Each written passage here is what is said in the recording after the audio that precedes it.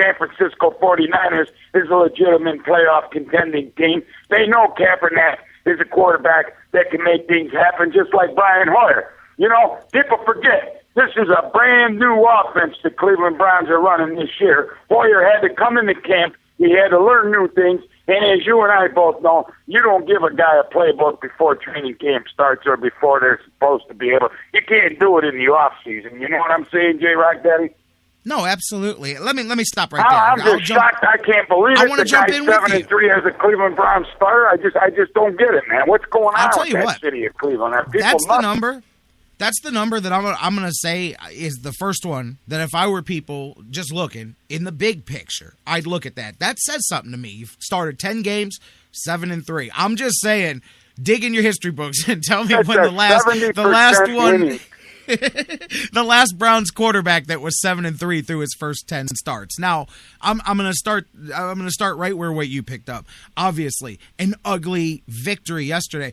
I don't know how anybody's problems can go past 1.6 yards per carry, because that is what the Cleveland Browns averaged yesterday by their running backs. We had 38 rushing yards for 38. Or I thought it was 32, but I thought it was 32, but regardless, it was less than 40 yards rushing. Now, I totally get you on that. They're trying to pick up where Trent Richardson left off. Well, regardless, the offensive line needs to continue. It's going to be a few more weeks, I think, before the running game You don't lose a guy going. like and you're still Alex not Mack, going. Yes, you're not going to get proven center, the Iron Man of that offensive line besides Joe Thomas, and think something's going to not happen to the Cleveland Browns rushing Absolutely. team. I mean, come on, we're seeing it firsthand. But I got to tell you something. One big number that sticks out to me when you look at Brian Hoyer's stats is the number 2, J-Rock Daddy. The number 2, and I'm not talking about the number pasted That would be the number of interceptions, right? I'm talking about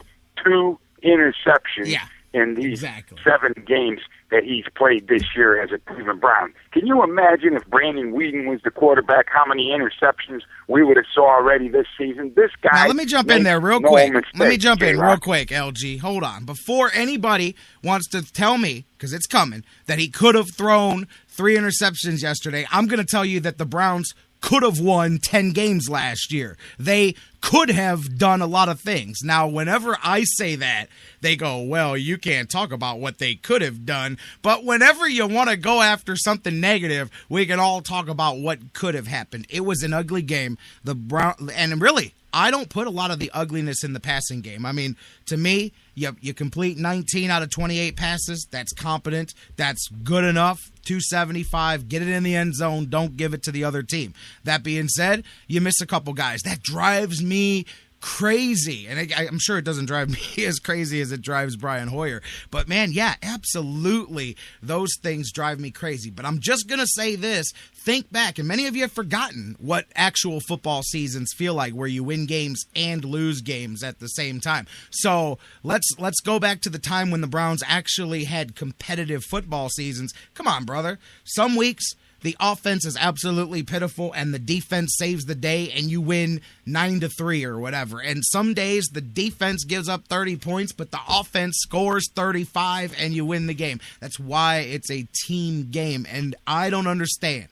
I am not in any way buying Super Bowl tickets for a 4-3 team, but at the same time, like you said, big picture, you have won as many games in less than a half of a season than you did all of last year. Stop and realize that alone is progress. That gives us a chance, J-Rock Daddy, to maybe go 8-8 or 97, man. Let me tell you something. There's a lot of work to be done. You got to get a lot of work and you got to walk before you can run. We know that. But let me tell you one other thing that kills me, J-Rock Daddy. This Brian Hoyer, sure, he's not the best quarterback to ever hit the NFL, but I got to tell you something.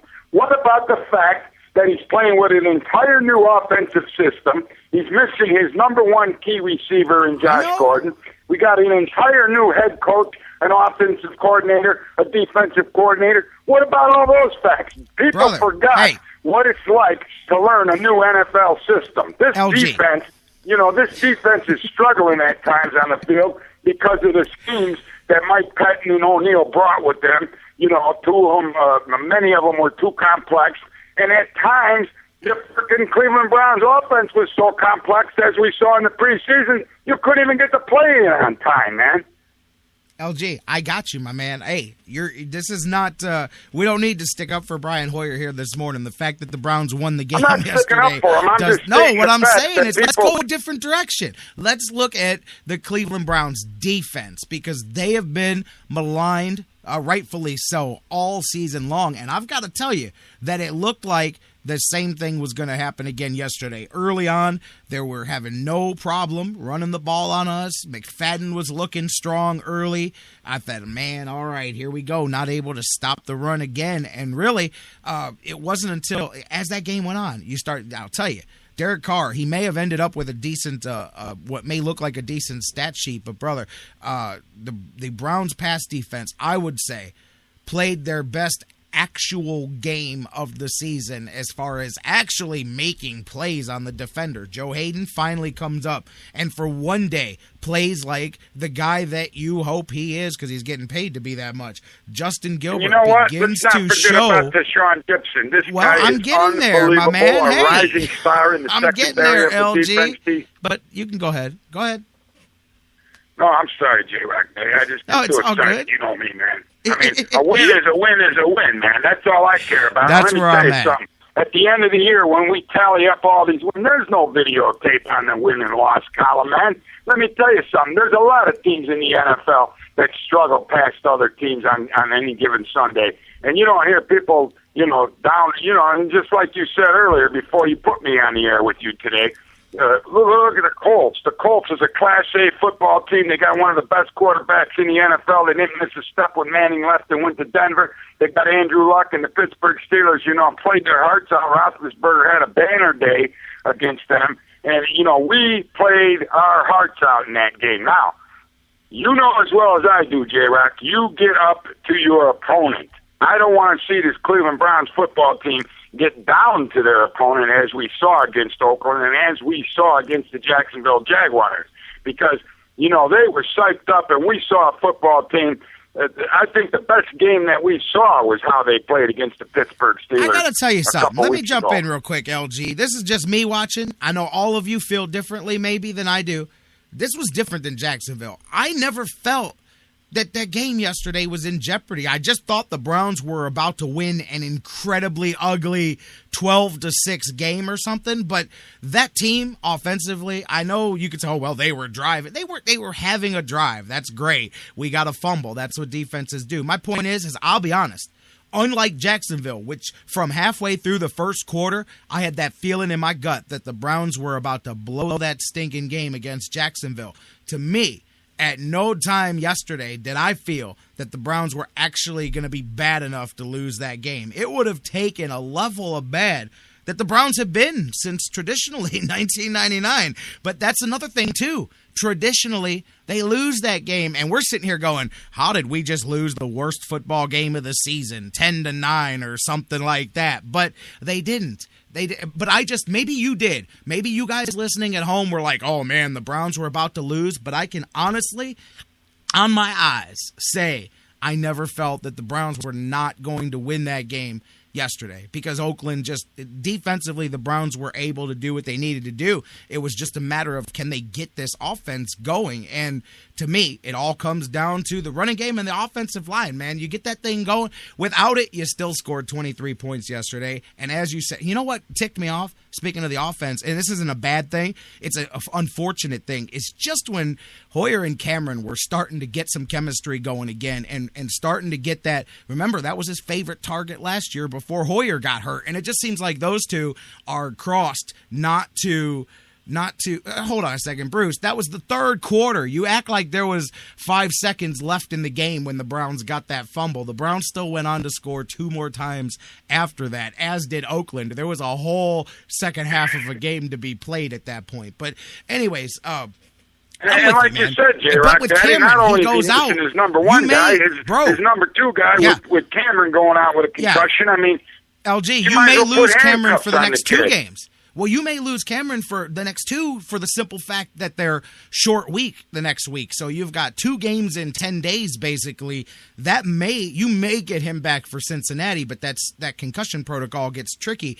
But there's, like you said, there's another thing, man. And again, I'm going to go back to where we were talking about a couple of weeks ago. If the Browns can get to week 10 and be somewhere in the 5-6 win area, let's talk business when Josh Gordon comes back. Hopefully, Jordan Cameron's back healthy. Hopefully, we continue to get the reinforcements back on the defensive side of the ball. Hopefully, the offensive line continues to grow together. I think in a couple of weeks, the switch to McDonald and Greco going back to guard will pay more dividends because they now can settle back in and get a 5-man grouping working together again, and they can go week in and week out. And I think in a couple of weeks, they're not going to average 6 yards a carry again like they did earlier, but they can get that offensive line working on one page again. I really do believe that. But hey, you know what? Well, let me tell you what, J-Rod Daddy. We're only one loss behind the AFC North leading Bengals that only have 2 losses. Don't forget they got a tie. We still got 2 games to face the Bengals, and I got to tell you what, the Ravens have 3 losses, the Steelers have 3 losses, the Browns have 3 losses. We're right in the hunt, and I know it's too premature to even be considering the playoff picture in the AFC North yet, but when was the last time we're 7 games into the season and we're even still in a competitive race in the AFC North? Think about that, J-Rock Daddy. We are in the hunt, baby. We are only 1 loss less than the Bengals, and we got to play the Bengals, like you said, in 10 days from now on Thursday night, a national football game. I guarantee you that this Cleveland Browns football team is going to be more like the team that we saw play against Roethlisberger and the Pittsburgh Steelers. This team will be ready to play the Bengals. They'll elevate their game. Of course, we got to go down and take care of business. We don't got to go anywhere. The Tampa Bay Bucks are coming to us. But I got to tell you, man, it's another home game. Look at the record at home this year, J-Rock Daddy. You got to be inspired by that.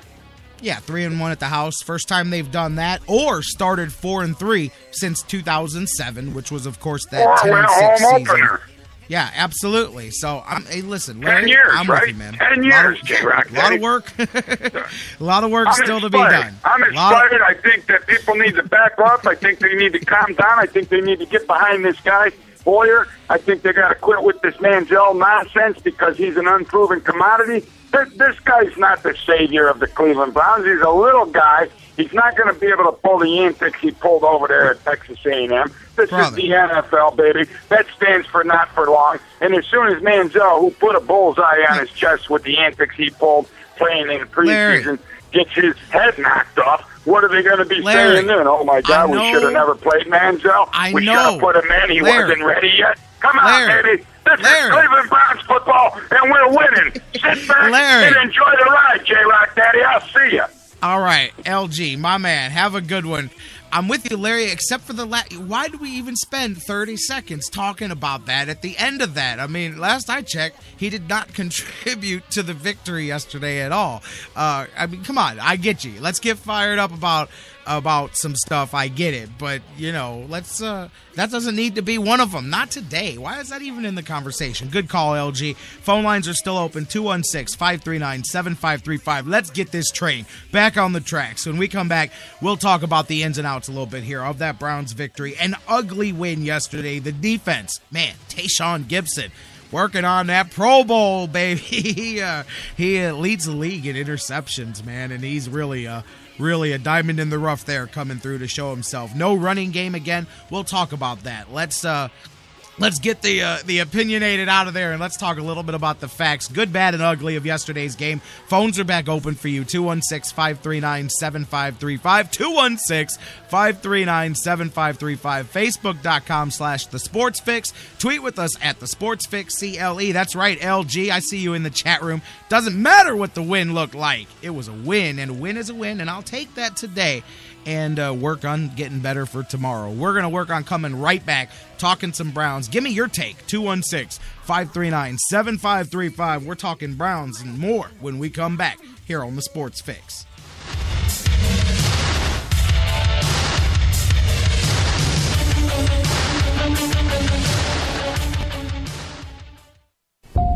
This is the Sports Fix. Are you talking to me? Yes. Are you talking to me? Yes. Are you talking to me? Yes. Hey, call me Mr.